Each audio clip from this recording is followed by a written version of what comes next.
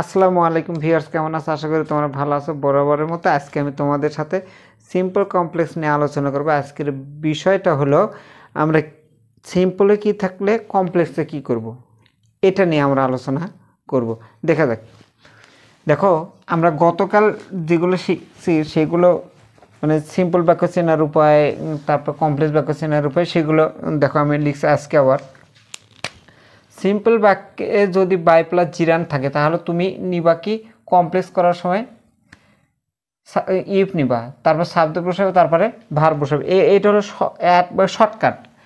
Without plus জিরান যদি থাকে তাহলে তুমি কী নেবা? সাবজেক্ট নিবা, ইফ নিবা, সাবজেক্ট নিবা, তারপর ডু নট নিবা।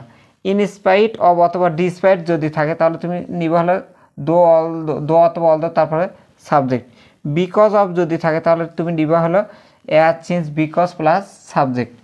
আচ্ছা, ইন অর্ডার টু অথবা শুধুমাত্র টু প্লাস ভার্ব যদি থাকে তাহলে সেক্ষেত্রে তুমি নিবা হলো সো দ্যাট প্লাস হলো সাবজেক্ট প্লাস ক্যান অথবা কুড, ক্যান অথবা কুড। তারপর দেখো টু টু যদি থাকে, এটা আমরা ভুল উচ্চারণ জানি, ঠু ঠু বলি, আসলে ঠু টু না, এটা টু টু উচ্চারণ। তাহলে দেখো এই যে এখানে যে শব্দটা থাকবে সো দ্যাটের মাঝে ওই শব্দটাই বুঝবে, ওই ওয়ার্ডটাই বুঝবে। তারপরে এই ট্র্যাকচারটা এই জায়গাতেই আসবে, শুধুমাত্র এটার সাথে নট যোগ হবে, ক্যান নট অথবা কুড নট হবে। তবে at, in, on plus time বা প্লেস যদি থাকে তাহলে হোয়েন, ইট ইজ অথবা হয়ার চলে আসবে। আচ্ছা, তারপরে দেখো কী লেখা আছে, অ্যাডজেক্টিভ প্লাস নাউন। এই অ্যাডজেক্টিভের আগে অনেক সময় ডিটারমিনার অথবা আর্টিকেল থাকে। আর্টিকেল যদি থাকে তাহলে এই ধরনের বাক্যকে আমরা কিভাবে কমপ্লেক্স করব। দেখো, এই অ্যাডজেক্টিভটা বাদ দিয়ে তখন কি লিখবো? নাউন লিখবো। নাউনের পরে আমরা কী যোগ করবো? হু বা হুইস, তারপরে বিভার্ব নিব, তারপরে যে অ্যাডজেক্টিভটা থাকবে সেই অ্যাডজেক্টিভটা বসে দেবো, তাহলে বাক্য কমপ্লিট। তারপর সাবজেক্ট প্লাস বিভার্ব যদি থাকে, মানে একটা বাক্য বিভার্ব দ্বারা যদি থাকে, সেই বাক্যকে যখন কমপ্লেক্স করব তখন আমরা কি করব? তার আগে যে ইট যোগ করবো, সাবজেক্ট বসাবো, তার হু বা হুইস, তারপর বিভার্ব থেকে শেষ পর্যন্ত। আমি প্রত্যেকটা চেষ্টা করবো প্রত্যেকটারই উদাহরণ দেওয়ার জন্য। Subject plus present participle. Present participle মানে হলো ভার্বের সাথে আইএনজি যোগ হয়, প্লাস বেশিরভাগ সময় অ্যাডজেক্টিভের কাজ করবে। তখন আমরা কী করবো? সাবজেক্ট বসাবো, হু বা হুইজ বসাবো, তারপরে ওই ওই ভার্ব বসাবো। কী বসাবো? ওই ভার্ব, যে ভার্বটার সাথে আইএনজি আছে আইএনজি বাদ দিয়ে পরের ভার্ব অনুসারে ভার্ব বসাবো। প্রেজেন্ট পার্টিসিপল যুক্ত বাক্যকে যখন আমরা কমপ্লেক্স করতে যাব তখন আমরা বসাবো হলো সাবজেক্ট প্লাস ভার্ব। আচ্ছা, আমি মোটামুটি দেখো সিম্পল, এটা হলো সিম্পল সাইড। এটা কোন সাইড? Simple side. সিম্পল সাইডে এইগুলো যদি থাকে তাহলে কমপ্লেক্সে এইগুলো হবে, সিম্পলে এইগুলো যদি থাকে তাহলে কমপ্লেক্সের বেলায় এগুলো হবে। এটা হলো শর্টকাট, তোমরা স্ক্রিনশট দিয়ে রাখতে পারো, অথবা আমার একটা পিক আমি দেখে ভিডিওতে অ্যাড করতে পারি কিনা, এটার পুরোটা পিকচার যদি অ্যাড হয় তাহলে তো ভালো, আর না হলে তোমরা স্ক্রিনশট দিয়ে রাখবা। আমি এখন এটার চেষ্টা করবো প্রত্যেকটার উদাহরণ দেওয়ার।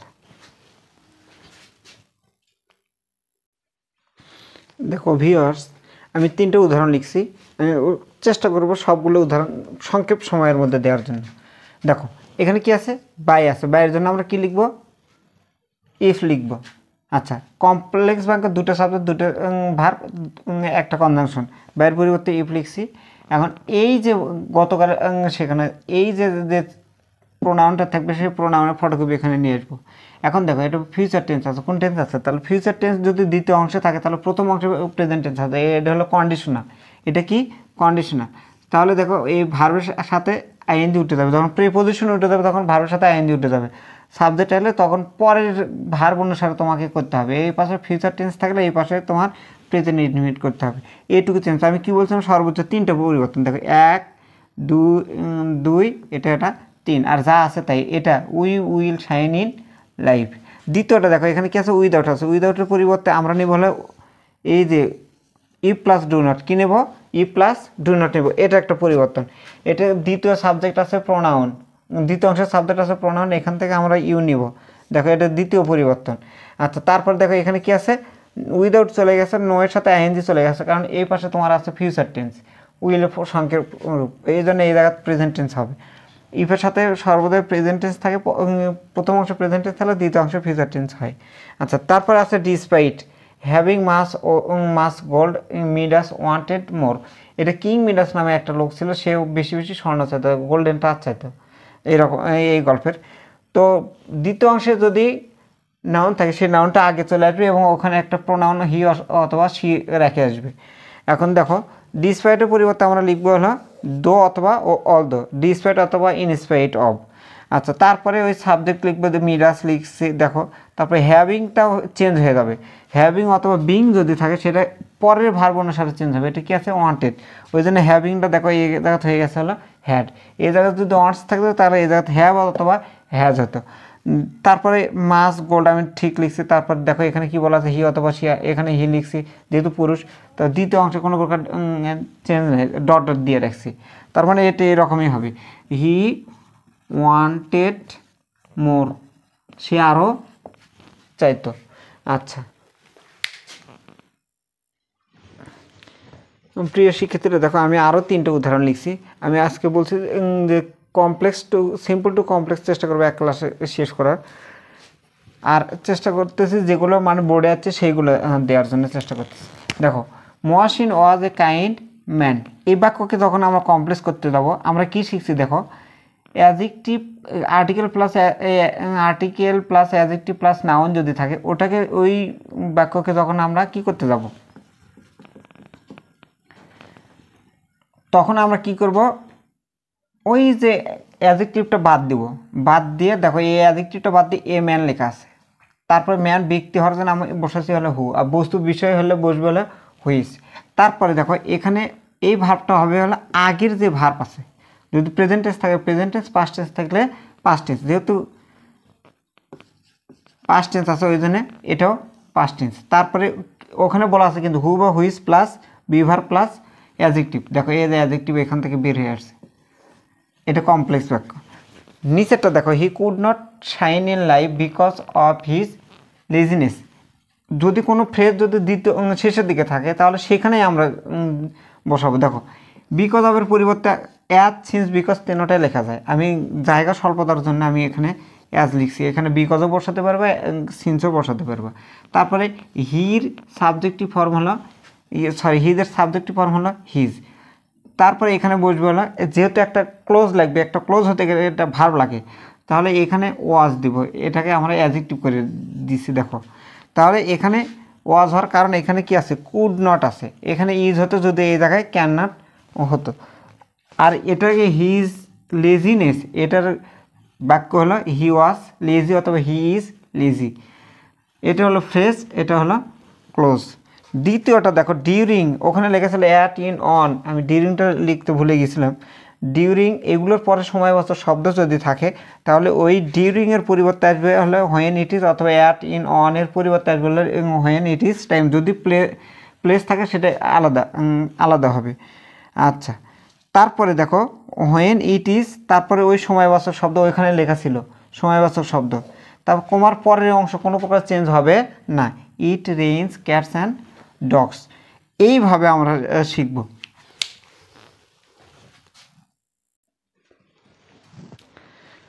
দেখো এখানে আবার আমি 3টে বাক্য লিখছি। প্রথমটা লিখছি হলো হেলথ ইজ ওয়েলথ, দেখো কমপ্লিমেন্ট সাবজেক্টই কমপ্লিমেন্ট যুক্ত বাক্য। আমি যেটা লিখছিলাম সাবজেক্ট প্লাস বিভার যুক্ত বাক্যকে যখন আমরা কমপ্লেক্স করতে যাব তখন আমরা কি করব, দেখো সেক্ষেত্রে আমরা লিখবো হলো এটুকু ঠিক রাখবো, যা কিছু পরিবর্তন এর আগে। আচ্ছা দেখো ওই বিভারযুক্ত বাক্যকে যখন আমরা কমপ্লেক্স করতে যাব তখন ওই বিভার্বের আগে যে সাবজেক্টটা থাকবে সেই সাবজেক্টের আগে আমরা যোগ করবো ইট ইজ। কী যোগ করবো? It is. যে কোনো সাবজেক্ট থাকে দেখার বিষয় না, তার আগে যোগ করবো ইট ইজ, তারপরে ওই সাবজেক্টটা বসাবো।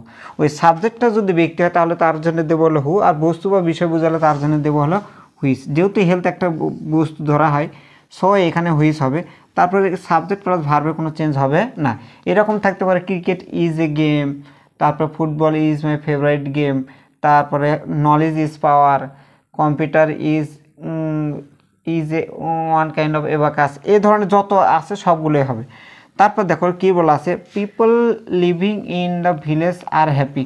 এখানে বলা একটা রুলস ওখানে লেখা ছিল সাবজেক্ট প্লাস প্রেজেন্ট পার্টিসিপল যদি থাকে তাহলে আমরা কি করব, তখন ওই সাবজেক্ট বসাবো, সাবজেক্টের পরে হু বা হুইজ, তারপরে যে ভার্বের সাথে আইএনজি আছে সেই আইএনজিটা উঠে যাবে এবং পরের অনুসারে দ্বিতীয় ভার্ব অনুসারে ভার্ব হবে। তাহলে দেখো এখানে ভার্ব আছে হলো আর, এখানে ভার্ব আছে হলো লিভের সাথে আইএনজি, তারপরে আছে দেখো তো পিপলের পরে আছে, পিপল ব্যক্তি বোঝায় ওই জন্য আমি নিচে হলো হু। এখন এটা প্রেজেন্ট টেন্স আছে, এই ভার্ব একে বলবে ভাই আমি প্রেজেন্ট টেন্স, তুমিও প্রেজেন্ট টেন্স হয়ে যাও। এটা আছে বহুবচন, অতএব এটাও বহুবচন। লিভ, লিভিংয়ের বহুবচন ভার্ব হলো লিভ। যদি এখানে ইস থাকতো, এখানে ইস থাকতো, তাহলে এখানে এস হতো, যেহেতু আর আছে ওই জন্য এই জায়গায় বেস ফর্ম হবে। In the village are happy. নিচেরটা দেখো, getting inspiration Robert Bruce arrange the soldier. এখন দেখো এই বাক্যটা একটু না কনসিড করা আছে, এখানে ফ্রম দ্য স্পাইডার ছিল, সেইটুকুর লেখার জায়গা কম, ওই জন্য আমি লিখি নাই। কিন্তু আসল যে জিনিসটা, একটা কাজের পরে আর একটা কাজ যদি বোঝায়, তাহলে প্রথম কাজের সাথে অবশ্যই তোমাকে হোয়েন দিতে হবে এবং সাবজেক্ট একই ব্যক্তি হতে হবে। দেখো, when Robert Bruce goat inspiration, যখন নাউন এখান থেকে উঠে চলে যাবে তখন ওই জায়গায় একটা প্রোনাউন রেখে যাবে, এটা আগেও আমরা শিখছি।